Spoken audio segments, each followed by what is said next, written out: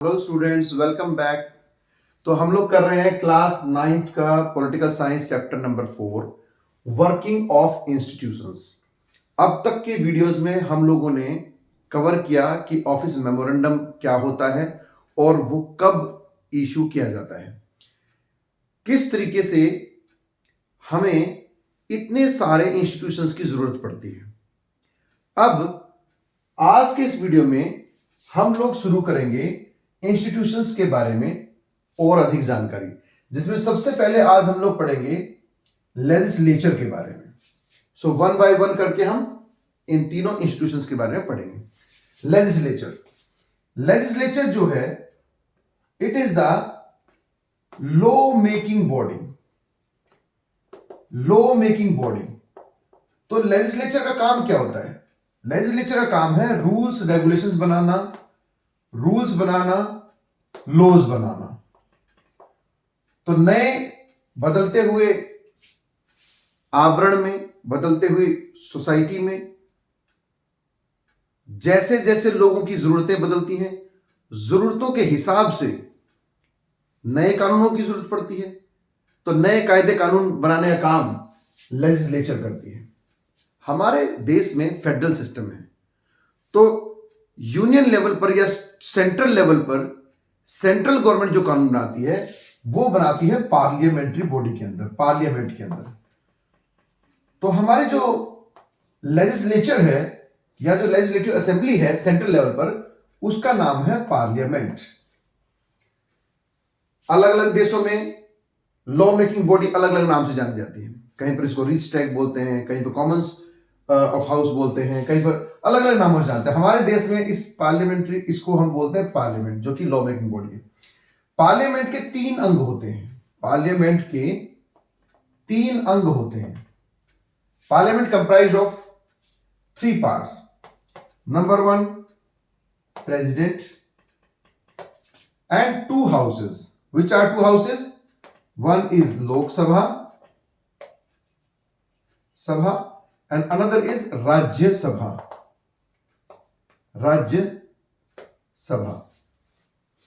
लोक सभा के अंदर लोगों के द्वारा चुने हुए, डायरेक्ट इलेक्शन से सिटीजन्स ने वोट कास्ट करके जिस पार्टी को मेजोरिटी से जिताया होता है, वो गवर्नमेंट फॉर्म करती है और उसका जो हेड होता है वो प्राइम मिनिस्टर के लिए अपॉइंट होता है। तो इस तरीके से लोगों द्वारा चुने हुए जो मेंबर ऑफ पार्लियामेंट हैं, जो लोगों द्वारा डायरेक्टली चुने जाते हैं, वो लोकसभा के अंदर बैठते हैं। लोकसभा को हम पीपल्स हाउस भी बोलते हैं। इसको हम हाउस ऑफ पीपल या पीपल्स हाउस भी बोलते हैं। लोकसभा को हम लोअर चैम्बर भी बोलते हैं, लोअर चैम्बर भी बोलते हैं। राज्यसभा के जो मेंबर हैं, मेंबर ऑफ पार्लियामेंट जो राज्यसभा में बैठते हैं, उनका इनडायरेक्ट इलेक्शन होता है। कैसे? तो देखिए, हमारे इंडिया में 28 स्टेट्स हैं और सभी स्टेट्स की अपनी लेजिस्लेटिव असेंबली है, और उन असेंबली में जो रिप्रेजेंटेटिव्स हैं हमारे द्वारा चुने हुए, वो है MLAs, member of legislative assembly. तो जितने भी स्टेट्स हैं, सभी स्टेट से एमएलए इन एमपीज को चुन करके, अपने अपने स्टेट से एमपीज को चुन करके राज्यसभा में भेजते हैं। इसलिए राज्यसभा को हम लोग काउंसिल ऑफ स्टेट्स भी बोलते हैं, काउंसिल ऑफ स्टेट्स बोलते हैं। इसे अपर हाउस भी बोला जाता है, अपर हाउस भी बोला जाता है। राज्यसभा के कॉन्स्टिट्यूशन के अकॉर्डिंग, हमारे कॉन्स्टिट्यूशन में जो total number of MP for Rajya Sabha दिए हुए हैं, वो है 250, अकॉर्डिंग टू कॉन्स्टिट्यूशन बता रहा हूं मैं आपको। और लोकसभा के टोटल मेंबर्स जो हैं, according to constitution, they are 552। But अगर हम प्रेजेंट टाइम पर टोटल सीट्स की बात करें, तो फिलहाल हमारे लोकसभा में टोटल जो सीट्स होती हैं member of parliament in Lok Sabha, they are 545। जबकि राज्यसभा में जो अभी प्रेजेंटली जो सीट्स होती हैं वो होती हैं 245। ये 5 नंबर इसमें से कम क्यों है? और 7 नंबर इसमें से कम क्यों है? क्योंकि फ्रेंड्स हमारा कुछ जम्मू कश्मीर का कुछ पार्ट अक्साई चीन चाइना के कैप्चर में है और कुछ पार्ट पाकिस्तान ऑक्यूपाइड कश्मीर, तो हमारे 2 हिस्से दूसरे देशों के कंट्रोल में हैं। तो इसलिए वहां से आने वाले जो एमपीज होंगे उनकी सीट अभी खाली है, इसलिए अभी प्रेजेंटली हमारे जो लोकसभा के टोटल मेंबर्स हैं उनकी संख्या 545 है, जबकि राज्यसभा के टोटल जो एमपीज हैं उनकी संख्या 245 है। 545 जो टोटल मेंबर्स हैं, इनमें से जो लोगों द्वारा डायरेक्टली चुने जाते हैं वो चुने जाते हैं 543। 2 जो बाकी मेंबर बच गए ये नॉमिनेट किए जाते हैं प्रेसिडेंट के द्वारा। ये मैं लोकसभा के बारे में बता रहा हूं, यानी कि लोअर हाउस के बारे में बता रहा हूं। अच्छा, जो हमारा लोअर हाउस है ना लोकसभा, इसको लोकसभा को टेम्पररी हाउस भी बोला जाता है। टेम्पररी हाउस भी बोला जाता है। क्यों? क्योंकि लोकसभा के सभी मेंबर, सभी एमपी जो रूलिंग गवर्नमेंट में होते हैं वो हर 5 साल में चेंज हो जाते हैं और नई सरकार बनती है। लेकिन राज्यसभा के जो मेंबर ऑफ पार्लियामेंट हैं वो एक साथ राज्यसभा जो है वो डिसमिस नहीं होती और उसके जो मेंबर होते हैं वो प्रोपोर्शनेट में चुने जाते हैं। 1/3 मेंबर जो है हर 2 साल में उनका जो है नियुक्ति होती है या इलेक्शन होता है। तो इस प्रकार से राज्यसभा को हम परमानेंट हाउस भी बोलते हैं। Permanent house. एक बात और, ये जो हमारे हाउस हैं लोकसभा एंड राज्यसभा, इन्हें चैम्बर्स भी बोला जाता है। तो we have 2 chambers in our parliament, Lok Sabha and Rajya Sabha. तो इस तरीके से जो हमारी लॉ मेकिंग बॉडी है उसका नाम क्या है? पार्लियामेंट। पार्लियामेंट के अंदर ही हमारी लेजिस्लेचर बैठती है, यानी कि जो कानून बनाने वाले हमारे मिनिस्टर हैं, जो सरकार है, वो पार्लियामेंट के अंदर बैठती है। और इसके 3 अंग हैं, प्रेसिडेंट और 2 हाउसेस, 2 चैम्बर्स। तो ये तो हो गई इसकी संरचना, स्ट्रक्चर, कि हमारी लेजिस्लेटिव बॉडी जो है पार्लियामेंट, उसकी क्या स्ट्रक्चर है। अब देखिए, लोकसभा और राज्यसभा, इन दोनों में बैठने वाले जो एमपी हैं वो सेंट्रल गवर्नमेंट या यूनियन लेवल पर कानून बनाते हैं। कैसे बनाते हैं? जो भी कानून बनाया जाता है वो सिटीजन्स की डिमांड या उनकी नीड या उनकी रिक्वायरमेंट के हिसाब से बनाया जाता है। समाज बदलता रहता है और समाज के बदलते हुए इस आवरण में जैसे जैसे लोगों की जरूरतें बदलती हैं उस हिसाब से नए कानूनों की जरूरत पड़ती है। और हमारा एक विशाल देश है, इतने बड़े विशाल देश को इतनी विविधताओं वाले लोग जहां रहते हैं उन सब को सेटिस्फाई करने के लिए समय समय पर पुराने कानूनों में बदलाव की भी जरूरत होती है, अमेंड करने की जरूरत होती है और बहुत सारे नए कानूनों को भी एग्जिस्टेंस में लाना पड़ता है। तो क्या प्रोसीजर फॉलो होता है? क्या लोकसभा में पहले कानून बनता है और फिर राज्यसभा उसको पास करती है? क्या प्रोसीजर है? तो फ्रेंड्स अभी हम देखते हैं। अभी लेजिस्लेचर के अंदर, लेजिस्लेटिव असेंबली के अंदर 2 हाउस हैं, लोकसभा और राज्यसभा। तो कानून, जब भी कानून कैसे बनता है? सबसे पहले लोकसभा या राज्यसभा के जो एमपी होते हैं, दोनों हाउस में से किसी भी हाउस का कोई एमपी बिल प्रोड्यूस करता है। तो बिल प्रोड्यूस होता है लोकसभा के अंदर या राज्यसभा के अंदर। उसके बाद दोनों हाउस में बारी बारी से वो बिल डिस्कस होता है, दोनों हाउस से फिर वो बिल पास होता है।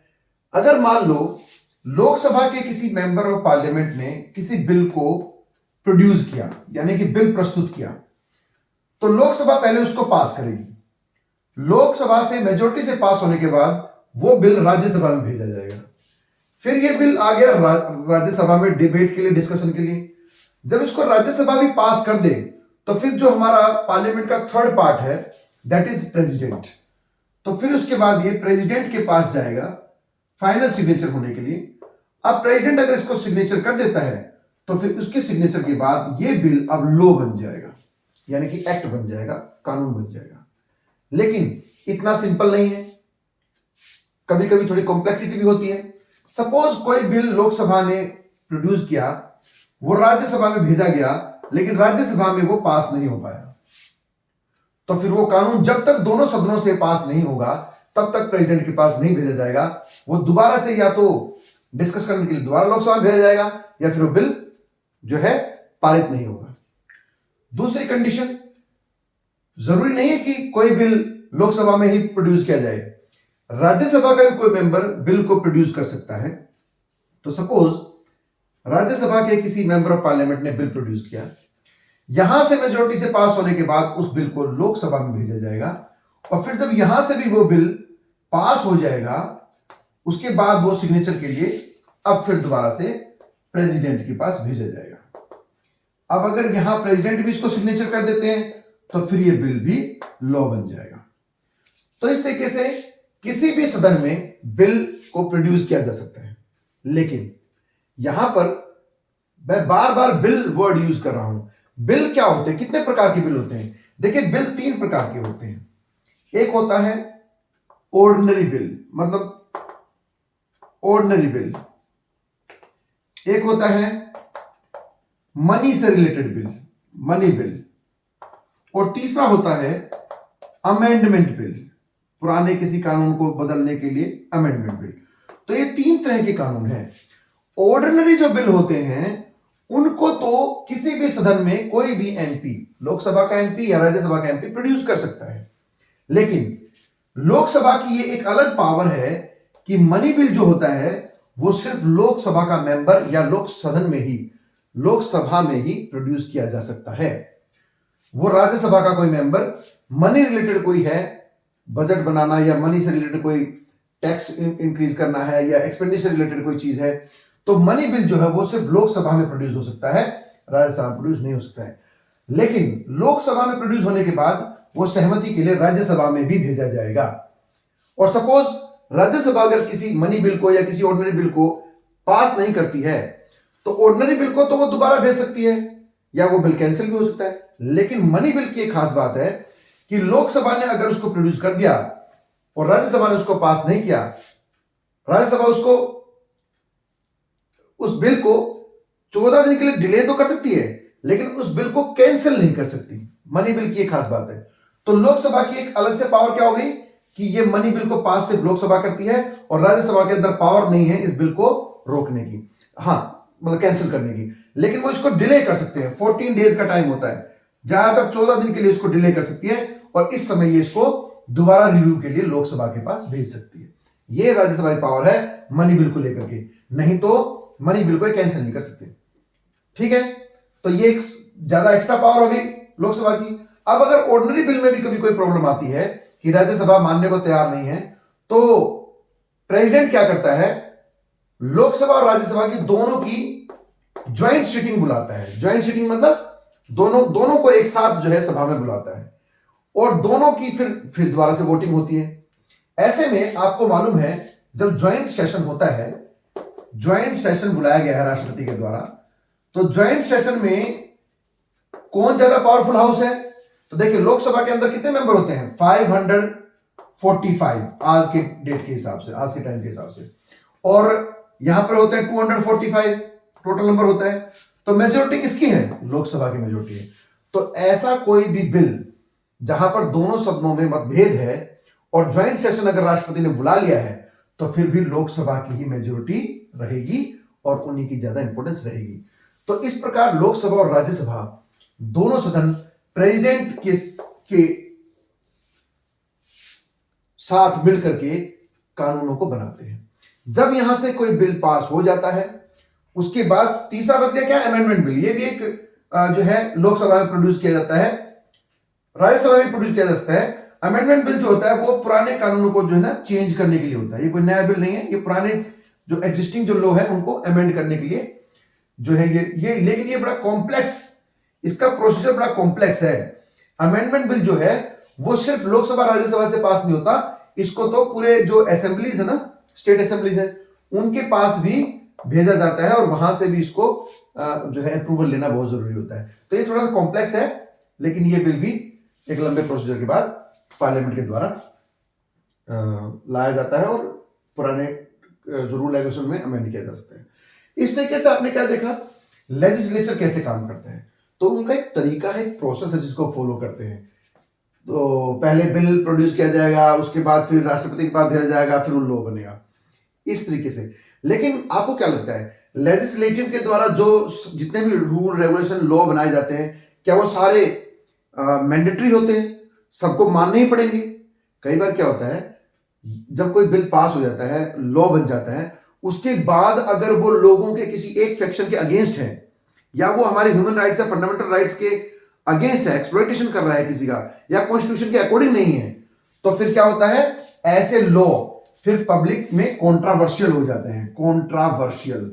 और वो कॉन्ट्रावर्शियल जब हो जाते हैं तो क्या होता है, अनपॉपुलर हो जाते हैं और लोग उनको प्रोटेस्ट करते हैं, लोग धरना करते हैं, प्रदर्शन करते हैं, कानून के खिलाफ जो है हंगर स्ट्राइक होती है।